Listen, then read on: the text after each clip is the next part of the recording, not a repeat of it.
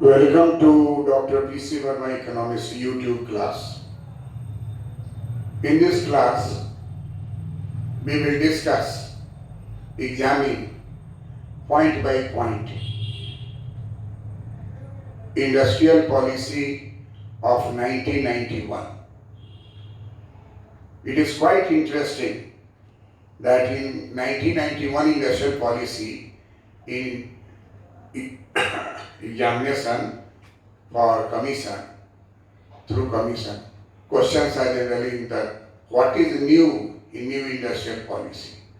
So many times this type of questions were asked, and it is quite surprising that 1991 and today 2020, but still it is new industrial policy of India, and India is running on that basis. We all know that the 1991 industrial policy, which was passed on 24th July 1991, 24th July 1991, industrial policy of 1991 was passed. This is the government policy, industrial policy statement, and it is quite surprising that 1956 industrial policy had 20 points program, but 1991 industrial policy, which was passed on 24th July 1991 industrial policy had 39 points. 39 points. You can check most of the videos. I have also checked.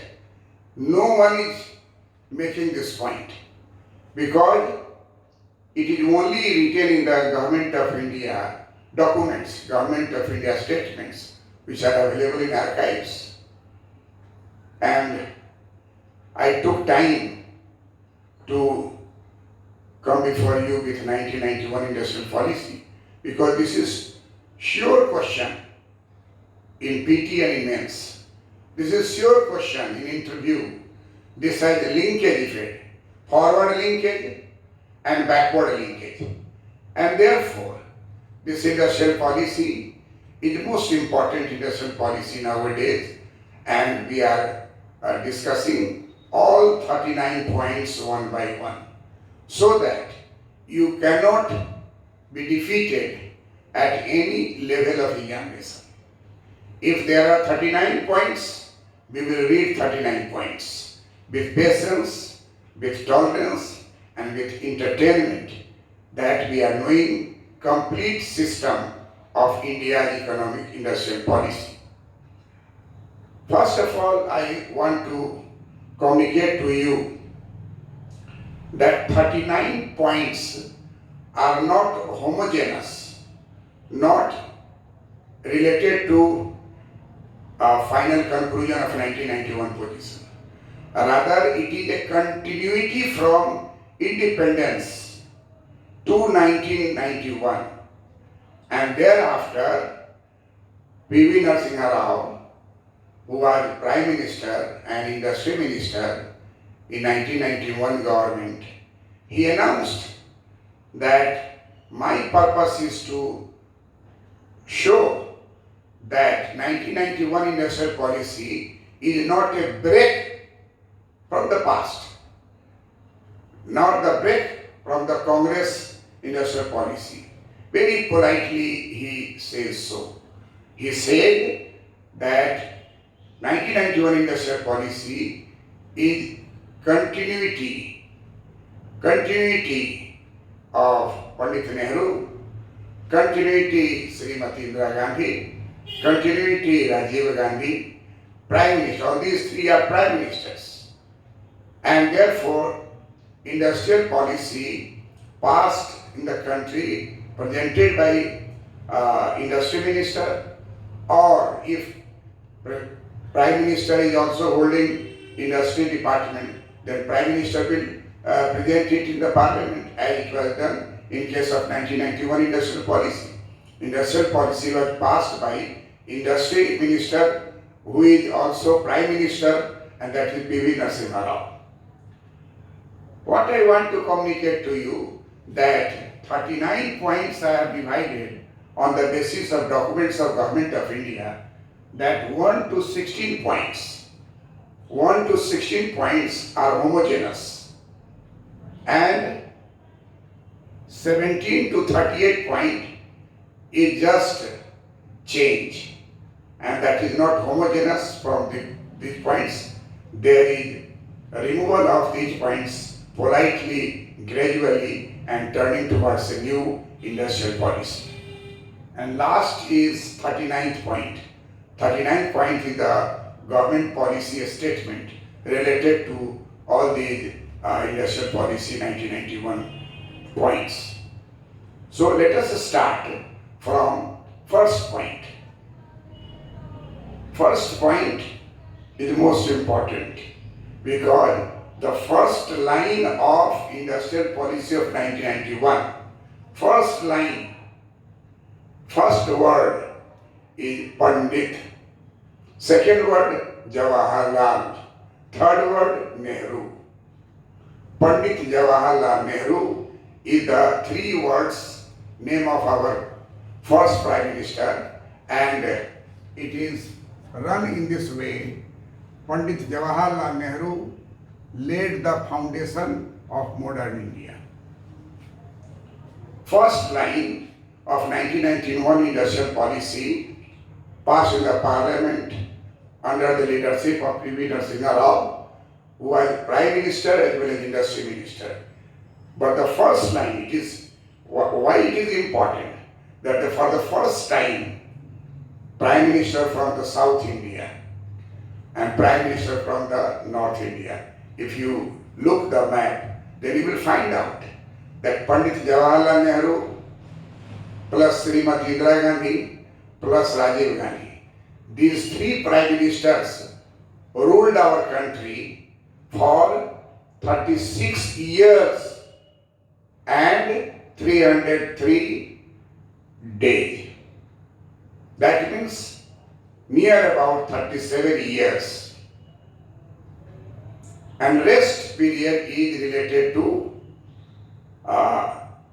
2 years, 3 years, 1 year, 6 months.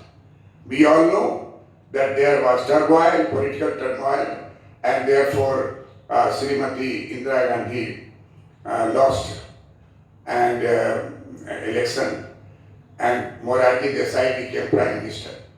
Pandit Jawaharlal Nehru died, then Lal Bahadur Shastri became Prime Minister. But unfortunately, the period which was under Lal Bahadur Shastri, respected Prime Minister of that time, very few months, 1 year, few months. So after Pandit Jawaharlal Nehru, when he died, then within 2 years, Srimati Indira Gandhi became Prime Minister. But there was a problem, and that problem led to the bifurcation in Congress Party, and National Congress Party changed, and there is a Indira Congress Party. Indira Congress emerged, and there was a general election. She returned back to the power with thumping majority, and therefore she was very strong Prime Minister of her time. And we all know that industrial policy which ran from 1947 under the leadership of Pandit Jawaharlal Nehru, although it was first 1948 industrial policy was placed to the parliament by Dr. Shyama Prasad Mukherjee. He was industry minister. But it was all under the direction of Prime Minister, because before placing the industrial policy of 1948 in the parliament, before that, in a parliament session, Pandit Jawaharlal Nehru declared that there will be no nationalization of any industry which were run by the private sector during the British India period, and declared that no one should worry about that, because he declared that why should we nationalize? These industries are outdated, they're having outdated machinery,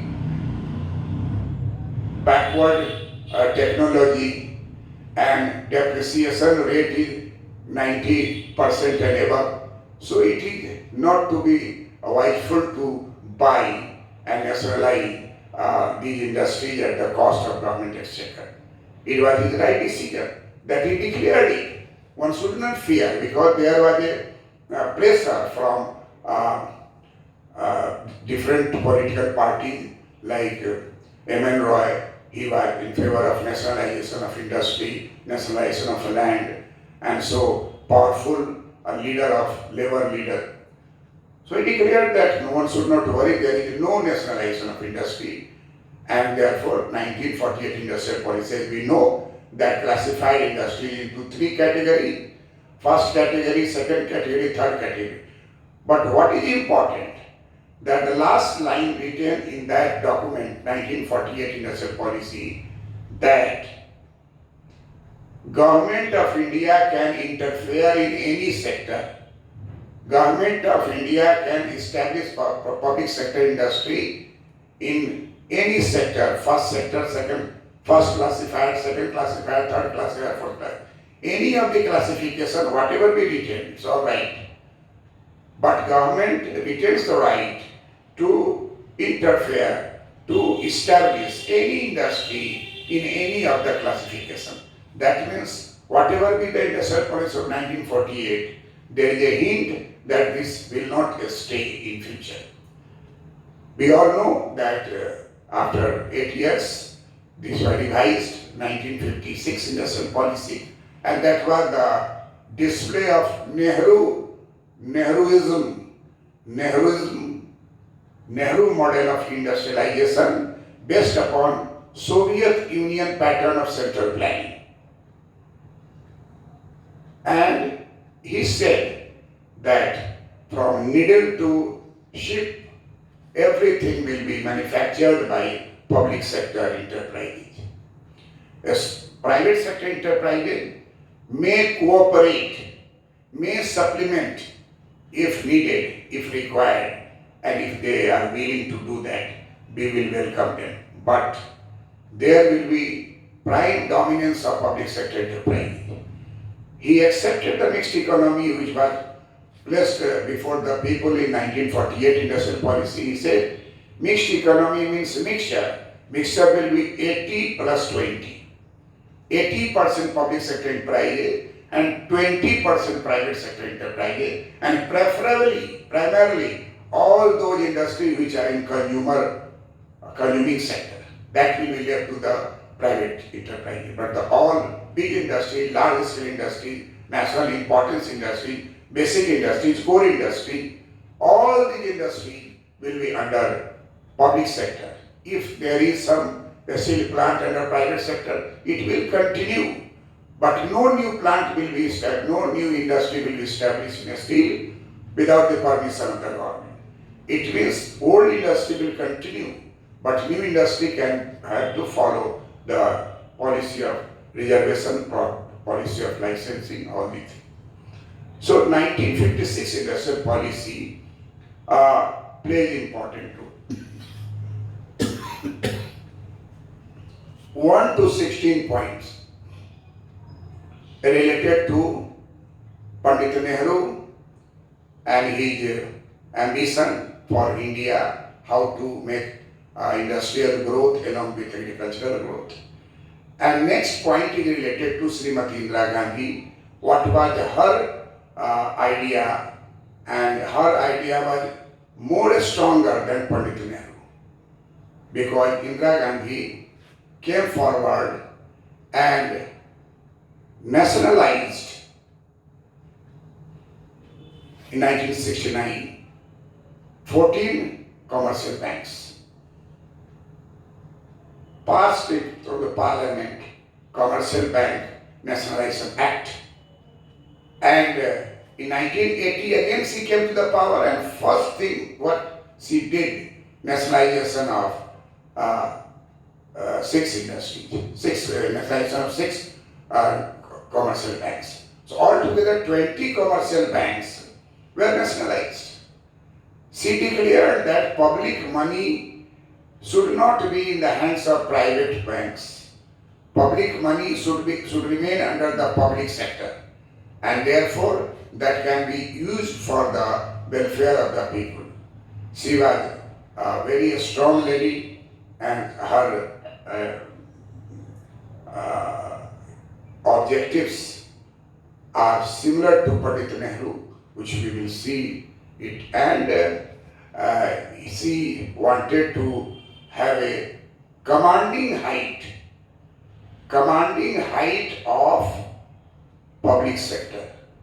It will command from above, and all industry will have to follow it. This was quite interesting, commanding height, and world is going to be more and more open. Many nations preferred open economy policy, but Indira Gandhi was in favor of closed economy, slightly opening but closed economy, and with dominance of public sector enterprise. Once upon a time, when I was teaching the classroom in 1984 in Patna College, one student asked me about the condition of India, whether it is in take-off stage or not. W. Rostow, a Nobel Prize winner economist, had divided traditional society and thereafter pre-takeoff stage, then takeoff stage, then post-takeoff stage, that is drive to maturity, and finally age of high mass consumption. So W. Rostow visited India in 1984, early month, January or February. He declared, by seeing the public sector, gigantic size of the public sector, number of public sector, you will surprise that in 1951, central government had 7 public sector enterprises, and that has increased to 248 public enterprises in 1984. And therefore, in 1984, when it was asked from W. Rostow that whether India has entered into take-off stage or not, because we have always in our mind that India is an underdeveloped country, India is a poor country, India moves in the world with begging balls to get loan, to get food grains. Such conviction developed in the last 37 years during the Congress rule. There was a single rule. There is a single rule, that is the Congress rule.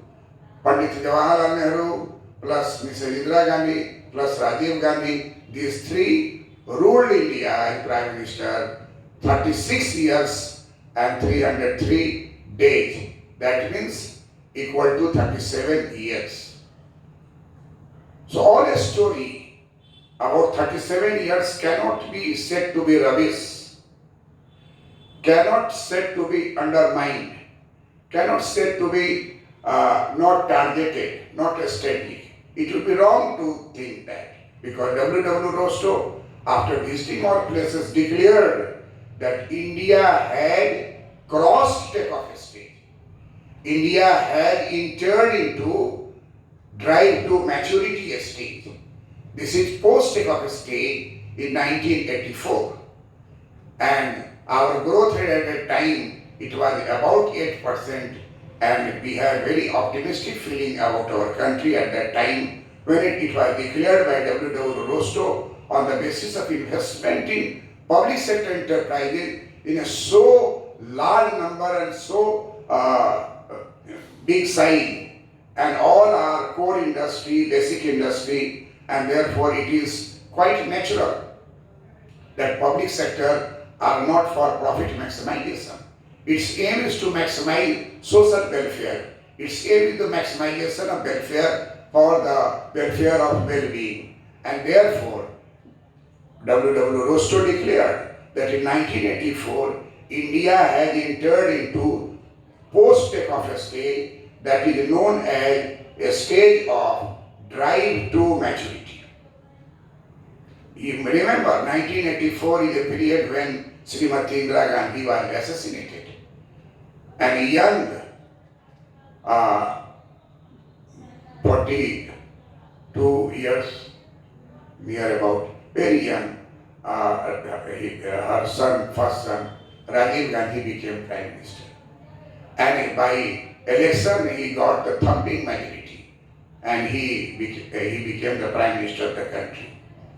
So then, when it was said by W. Rostow that India is no longer a developed country, India is no longer a traditional country, India is no longer under take-up stage. It has crossed take-up stage, and it has arrived in the stage of drive to maturity. It depends upon the leader, it depends on the political leader to develop the country to the one of the strongest country in the world, one of the largest industrialized country of the world. And we were very much happy to know that our India has attained that position. And therefore, during Mrs. Indira Gandhi regime, that happened, and then the transfer to Rajiv Gandhi. And Rajiv Gandhi had some imagination of world economy, because he was a pilot and visited the world so many times as a pilot, and he had quite knowledge of what should be and what to be to become equal to the developed country. So he desired to liberalize economy, not abruptly full liberalization, but for the first time in 1985 and in 1986, acts were passed to partially liberalize the economy, liberalization economy, partially opening the economy, so that the world development gains, technological gains, upgradation may come to India also. So what I want to communicate to you, that when you write, when you discuss, when you interview board, you discuss, industrial policy is one of the basic policy of the country. So you must be well equipped in industrial policy of India, in population policy of India, in agricultural policy of India, in fiscal policy of India, monetary policy of India. This will give you inner strength to get success. I taught in Bihar Public Service Commission. I belong to a very a small town, Muzaffarpur. But I had a imagination that we can do it. My teacher who left to the USA, Dr. V.N. Verma, he taught me, and he was there in LS College, Muzaffarpur, then he proceeded to Wisconsin University, USA. He had given me many tips how to get good marks. And that from that time and even today, I pass it to my students. This is the motive that all students should know. So if you are well versed with this policy, then you will have inner power and strength to discuss anything and interrelate, correlate things. Why I am saying you that out of the 1947 to 1991, 37 years were ruled by Congress government with a motive of 80 plus 20. 80 plus 20. 80% public sector enterprise, 20% private sector enterprise. That means that imagination might be correct in 1956, 1948. But that is not correct in 1990, when world is opening, and the main thing that most of the economists at that time suggested so many times to the government, that in 1978, communist country China liberalized economy. Communist country China liberalized Chinese economy in 1978. And Mrs. Indira Gandhi came again in 1980. Her industrial policy was again tight compartment, that public sector enterprises will rule the country, 80% enterprise under public sector. And China is liberalizing from 1978. Before that, when I was teaching my students in 1984, then 1974. In 1974, I was teaching economics, Indian economy. Then I had remember that I compared India and China and found that steel production in India was far greater than the steel production in China. Then Chinese experts visited India and they examined all large-scale industries. And then they returned back to China and they declared that the model practiced in China is not good, and model practice in India, large-scale industry, is not good for China. They prefer to produce iron steel by mini steel plants. And large number of mini steel plants were established. And within 10 years, India became supplier of iron ore to China and importing finished steel from China. I asked one of the businessmen that why you are preferring Chinese rods and Chinese seeds. They said that the elasticity in Chinese steel is far, far better than India's steel. So therefore, most of the industry prefer Chinese steel. Gradually, China exported steel to India, finished steel, and imported from India raw iron ore. The same condition that was in before 1947 during Industrial Revolution in England. India was exporter of iron ore and importer of finished steel from England. So sooner Chinese economy found that large scale industry with large number of population not complementary, that becomes opposite, and therefore a scattered scattered many industry plants are safe from defense point of view, are also give more job to the people, and most important thing what China said, that technology is to change. Technology cannot be stable. So if we have large scale industry and our technology becomes obsolete in 10 years, then it will be very difficult to replace whole technology. But in mini steel plants, you can easily change technology by slight increasing investment, and therefore productivity will always increase in mini steel plants. It will be less pollution, it will have more employment opportunity, and therefore it will have better spread effect than the large scale industrial policy, the large scale industry, iron steel industry. So Mrs. Indira Gandhi period and Mr. Rajiv Gandhi period, all these periods covered under 1 to 16 points. And then 17 to 38 points, we will analyze point by point industrial policy of 1991 passed by government on 24th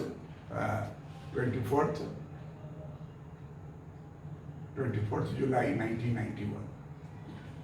And finally, last 39 point gives government a statement regarding the acts which will be passed to cover up the above objectives which were discussed under 17 to 38 point. So what we come to conclusion, that the point 1 to point 16 are a review of industrial policy since independence to 1990. And therefore that primarily covers Congress regime, that is 37 years, 36 years plus 303 day, that may be equal to 365 days, then 37 years. So the first point is most important, that in industrial policy when you face interview board, you say that, sir, first point of industrial policy is most important to recognize that what will be the ultimate result. First point is Pandit Jawaharlal Nehru laid the foundation of modern India. The goals and objectives set for the nation on the eve of independence. Number one, a rapid agricultural and industrial development of India, a rapid expansion of opportunities for gainful employment, progressive reduction of social and economic disparity, removal of poverty, and last, attainment of self-reliance. It is very important to note here that Pandit